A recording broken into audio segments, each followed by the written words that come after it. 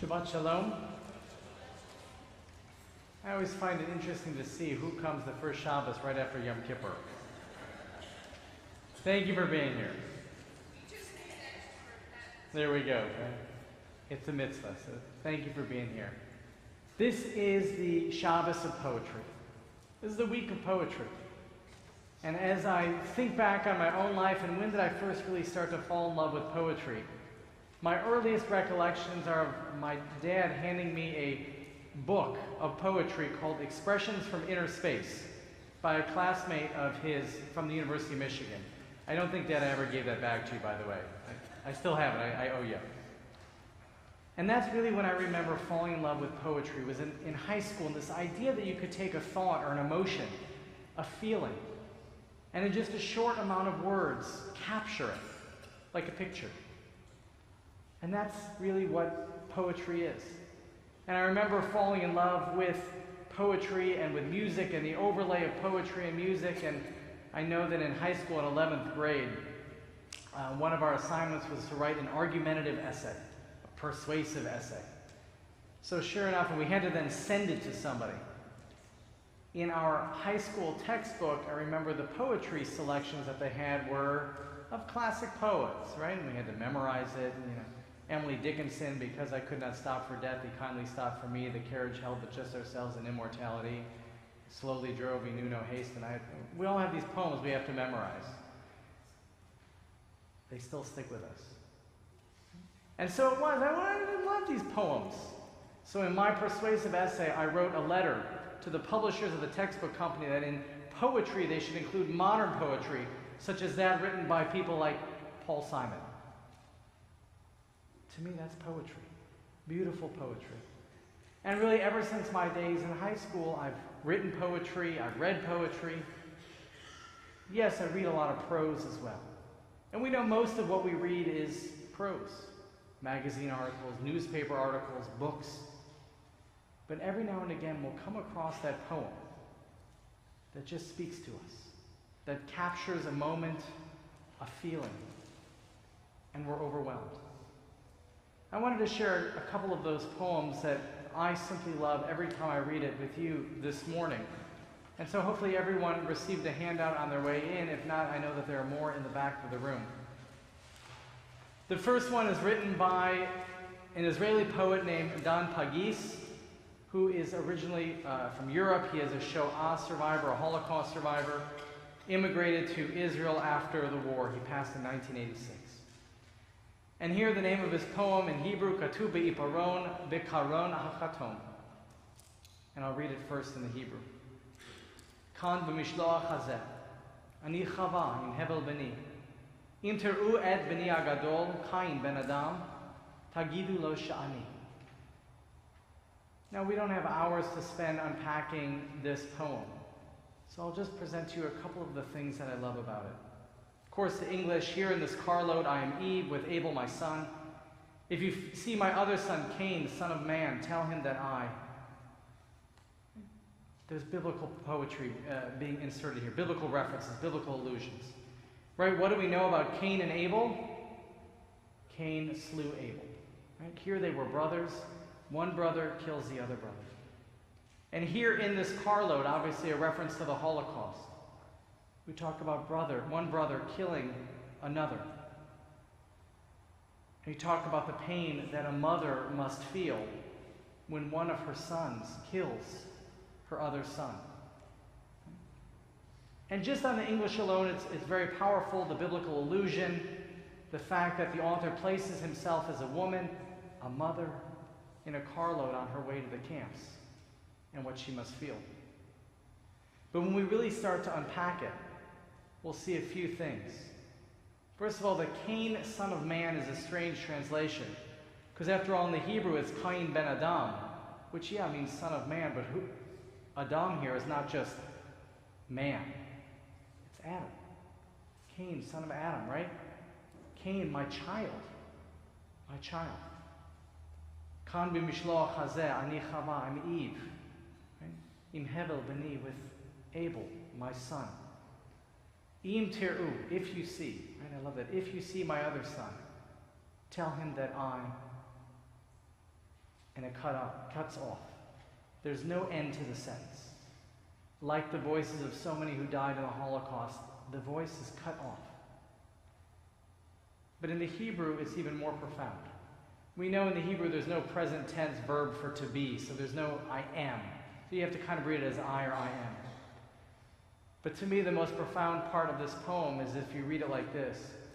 Kan b'mishloach hazeh ani chava im hevel b'ni. Im tir'u et b'ni agadol kain ben adam. Tagidu lo she'ani kan b'mishloach hazeh. It reads over and over and over again.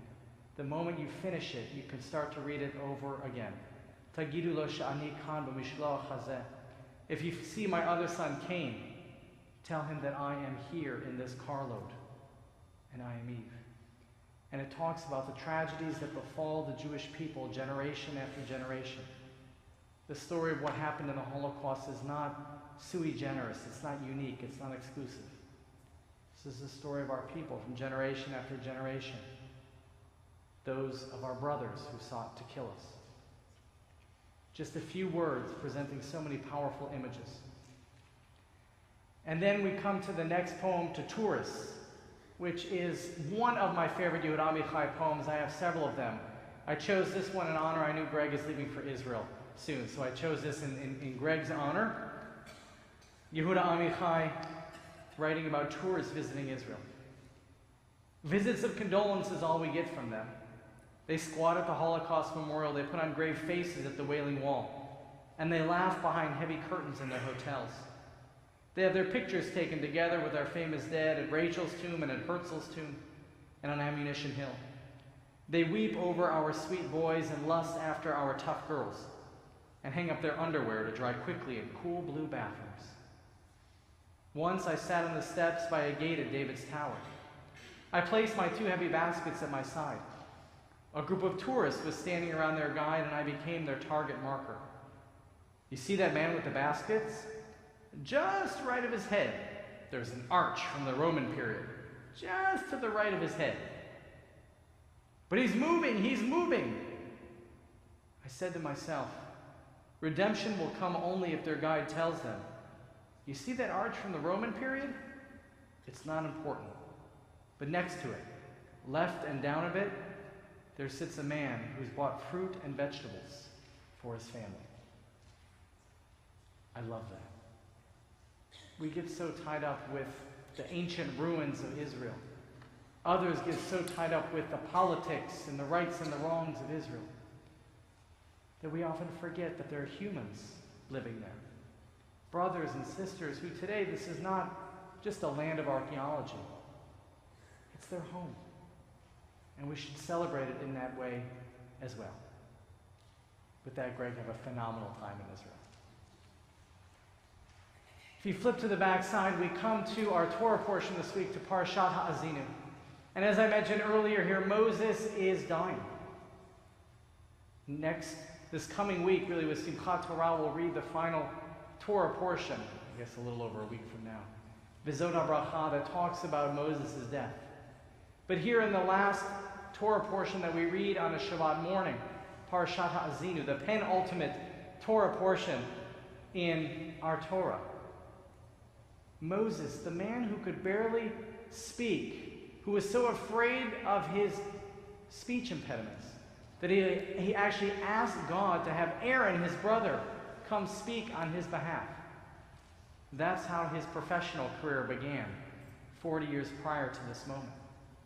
And now that man who could barely put together words enough to convey his sentiments and to speak on behalf of God and the Jewish people, here he is after 40 years of speaking and speaking and speaking to our ancestors. He decides to take his last opportunity and to speak to them in a poem, to offer to them poetry. And so here I've deconstructed, or offer you the deconstruction of the parasha from the JPS Torah commentary. And it begins with an introduction. Moses calls the heavens to bear witness to what he's about to say. And Moses goes on to offer a final prophecy that our ancestors will be disloyal, that God will punish them, God will exile them, But ultimately, God will deliver Israel and punish even more the enemy of the Jewish people. And our ancestors, or our future, will be returned again to the Promised Land. That's the prophecy in this week's Torah portion. That's exactly what happened in the year 586 BCE. When the Babylonian temple was destroyed, our people were exiled. Some 50 years later, they were allowed to come back and re-enter the Promised Land, rebuild the Holy Temple. And sure enough, that's where they were for 500 years until the Romans came. And the Romans did the same thing because of our sins of sinat chinam, of senseless hatred of one Jew against another Jew. The Romans were able to overtake us, to defeat us, to destroy the Holy Temple, and to exile us from our land for nearly 2,000 years, until the end of the 19th century, when the Zionists began the initiative to rebuild a state of Israel in Eretz Yisrael. That's not to say there weren't always Jews living in the land of Israel, but this initiative to really build our own nation began there in the 19th century. Moses' prophecy coming true once again. And of course, when Moses really wanted to impress this upon our people, when Moses really wanted to say to us, if you follow the mitzvot, good things happen, and if you don't follow the mitzvot, bad things happen. If you live a life of holiness and truly caring for your fellow human beings, if you lead a life of holiness and truly trying to serve God, then the nation will stand firm. But when we depart from those laws, when we depart from those values, the nation cannot stand. That's the message of our Torah portion this week. And it comes to us in the form of a poem to really stand out and capture not just our minds, but our hearts as well. And I was thinking about that now that we are just on the other side of Rosh Hashanah and Yom Kippur. In so many ways, Rosh Hashanah and Yom Kippur stand as poems in the midst of the year. We pray every day. We come to shul every day. Many of us come to shul every Shabbos, but not all of us. And so it is that God has given us the gift of a couple of poems throughout the year to really capture not just our minds, but our hearts as well. And that's what Rosh Hashanah and Yom Kippur are. And what an honor it is to have sharing with us their incredible poetry, the amazing poets that are my colleagues. The poetry speaks not just to our minds, but to our hearts as well. And I hope you were as moved as I was by this high holiday season. But we don't live our lives in poetry. Not everything we say to each other can be conveyed in a poem. Most of us live in the day-to-day, the Monday to Friday, the coming to shul every Shabbos. Because frankly, it's wonderful that people come on Rosh Hashanah and Yom Kippur. But it's only a few days out of the year. Yes, we should have hope and excitement that our halls were filled, from little kids to old people. But that's not the most important thing that we do at Shaarey Zedek, and it's not the most important thing that the Jewish people do every year, which is to celebrate the high holidays. It's the work that takes place day after day, conversation after conversation. It's about the hospital visits, and it's about the hugs. It's about Shabbos lunch, and it's about Berman nights. It's about small programs where just a handful of people come together to share their thoughts, and it's about large programs where people come together to celebrate or to learn. Being Jewish is not just about the poetry. It's about the prose, too. And so I wanted to present to you one of the most amazing midrashim that I learned this summer in anticipation of the high holidays. As I begin my reflection and my thinking and my own preparing for the Yamim Noraim, the awesome days of the high holidays. And this one comes from an introduction to the Ein Yaakov, compiled by Rabbi Yaakov ben Chaviv. He doesn't really know the origin of it, but he heard this midrash and it was so important, he put it down in writing. And it's so important that I wanted to share it with you as well. And here these ancient rabbis from 2,000 years ago were wrestling over the ultimate message of the Torah. How do we take the Torah, right, with the 613 laws and really bring it down into one central idea, one central message. One sage by the name of Ben Azai believed it was the verse in Genesis, "This is the book of the Chronicles of Man. On the day that God created humankind in the image of God." Right? What is perhaps the most important teaching of the whole Torah? It's to see every human being as if they're created b'tselem Elohim, to see the presence of God in each and every person. If we see the presence of God in each and every person, then there doesn't need to be a fear of Cain killing Abel. If we see the presence of God in each and every person, there doesn't need to be a worry about discrimination or about abuse, about oppression or about mistreatment, because we see God in each and every person. So perhaps that's the most important of the whole teachings of the Torah. Another sage by the name of Ben Zoma holds a different verse. "Shema Yisrael. Hear, O Israel, the Lord is our God, the Lord is one." Monotheism. What separates Judaism from every other religion on earth? Our belief in the one God. That's what gives us our sacred calling. So perhaps it's Shema Yisrael that's the most important teaching of all Judaism. A third Talmudist, Ben Nanas, chooses V'ahavta l'reacha kamocha. You shall love your neighbor as yourself. And we go back to the same arguments of seeing b'tselem Elohim as one of the most important teachings. Finally, the fourth sage, Shimon ben Pazi, casts his pitch for the epic verse of the Bible. "One sheep you shall offer in the morning, and the second sheep in the afternoon." One sheep you shall offer in the morning, and the second sheep in the afternoon. Then the Midrash concludes. One of the rabbis stood on his feet and declared, "The verdict follows the opinion of Shimon ben Pazi." What? The verse, "You shall offer one sheep in the morning and a second sheep in the afternoon," is more important than being created in God's image? The verse, "You shall offer one sheep in the morning and one sheep in the afternoon," is more important than Shema Yisrael? The verse, "You should offer one sheep in the morning and one sheep in the afternoon," is more important than "You shall love your neighbor as yourself"? The rabbis come to explain, yes. Because if you just focus on the other ones, you might come to dismiss the entire corpus of Torah. And you might just focus on God being one. You might just focus on caring for your fellow.